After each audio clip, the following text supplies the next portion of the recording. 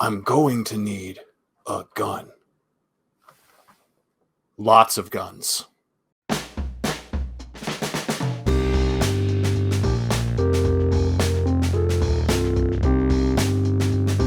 I'm former movie trivia schmodown singles champion Marisol McKee, aka Lady Justice. And I'm former movie trivia schmodown singles champion Adam the Coyote Collins. Welcome back to Champs on Film, and you might be asking yourself why the Coyote is flying solo. Well, sometimes we have to divide and conquer here at Champs on Film, and I did my part by selflessly going to see the latest in the John Wick franchise, John Wick Chapter 4. The John Wick franchise really snuck up on me in a lot of ways because when it came out originally, I missed it in theaters, and the word of mouth got to me. I caught up with it, and it was love at first sight. To just kind of recap where we are in the series thus far, Part 1, Puppy gets killed, John Wick gets revenge. Part 2, because John Wick came out of retirement, the High Table, which apparently runs everything in this assassin world, has taken notice of him. And by the time we got to Chapter 3, it was all-out pandemonium. And John is really on this unsustainable path of destruction. He's killing everybody in sight. He's also directly challenged the High Table by assassinating someone on continental ground, so he's excommunicado. What's refreshing about the way John Wick Chapter 4 opens is the fact that this movie gives John a breather. God, has he earned it. John's kind of licking his wounds, and the movie really sets it up slowly and methodically in the first half hour or so before we get into any substantial action. And I thought that was a good call, especially knowing that going into this, it's going to be 3 hours long. And every time we get through something completely bananas, we are given the appropriate reprieve. Ian McShane returns as Winston. He's always one of the tried and true aspects of this series. Now, I will say I was a little disappointed initially not to see some of the characters from the previous chapters come back, specifically Halle Berry's Sophia and the Adjudicator as well. But what we didn't get with returning characters was made up for with new characters. Hiroyuki Sanada is terrific in this as the manager of the Osaka Continental, Koji. Rina Sawayama's Akira, the concierge at the Osaka Continental. She delivers on some amazing fight scenes. That entire first act of the movie feels like a John Wick movie in and of itself. Now, Kane, from the trailer, seems like he might just be another villainous hitman from John Wick's past.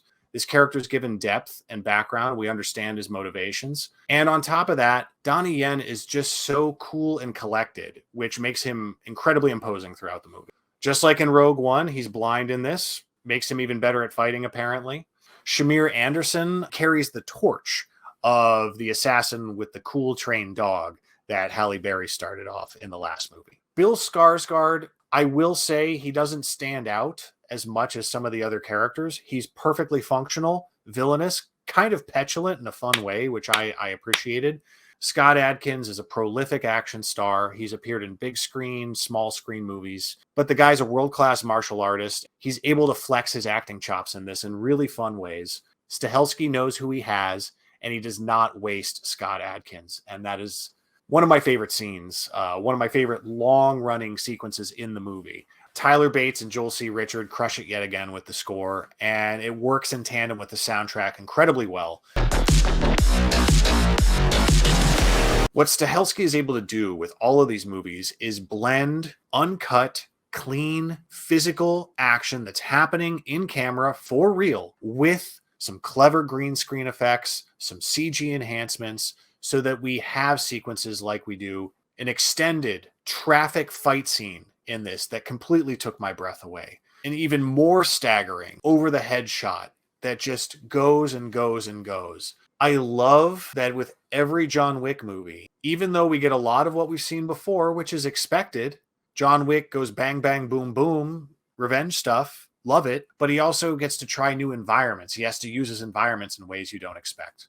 I think what also needs to be acknowledged at this point is the Keanu of it all. I'm not going to hide it. I love Keanu Reeves. I always have. But for him to come back around like he did with the John Wick series and create an action hero who at this point is arguably more iconic than any of his previous characters says so much. And as a man who's almost 60 years old, he's not showing it at all. You compare it to something like the Fast and the Furious movies, I find them to be visual noise half the time, and then the actual in-person stunt work is underwhelming at best. You look at John Wick by comparison, and it leads with the stunts, it leads with the action, it leads with the choreography. But on top of that, when it does implement cars and horses and motorcycles and vehicles and all that kind of stuff, it's so clean. It makes sense. It's exciting to watch. This movie reminded me of The Raid 2. It has a lot of what we're familiar with action-wise, but it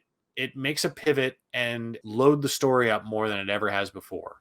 I don't think every aspect of John Wick Chapter 4 is perfect. I don't think that about any of the John Wicks necessarily, but I do think as far as action movies go, these are 4 of the best and 4 of the most consistent in the modern era. There's definitely places they can go, but I think Keanu and John have both earned a long break. And if we don't see the character for a while, I won't take it personally. I'm just so thankful that they went this hard on the 4th movie in a franchise. They do not take this lightly. They are not phoning this in. This is complete balls to the wall action in every sense of the phrase.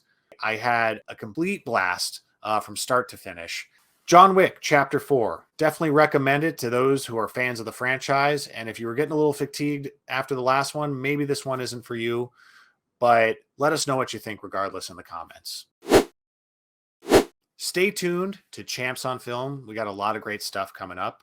Like, subscribe, hit that notification bell.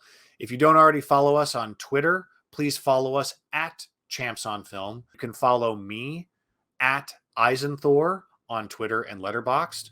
And my illustrious co-host can be found at Marisol_Miraya on Letterboxd and Twitter. Thanks so much for tuning into this review. And now, if you'll excuse me, I need to go eat some dinner.